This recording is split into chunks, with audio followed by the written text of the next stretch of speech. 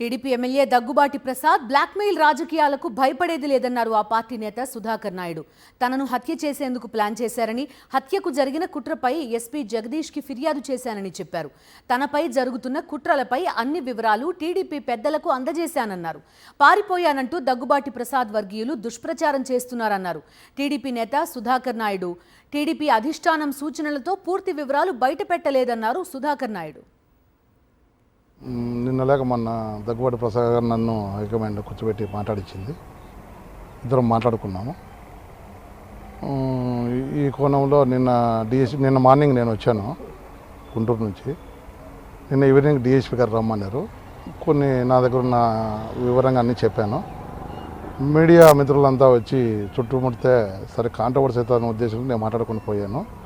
దానికని వైరల్ చేస్తూ పారిపోయిన సుధాకర్ నాయుడు అన్నాడు. తప్పు చేసిన ఏం కాదు, నేను నేరం చేయలేదు. నేరం చేసి ప్లాన్ చేసిన వాళ్ళు పారిపోవాలి. నిజాలు తెలుస్తుంది. నాకు సంబంధించిన వ్యక్తి దగ్గరే ఇది జరిగింది. నేను ఆ ఎవిడెన్స్ కానీ చెప్పాను ఎస్పీ గారికి.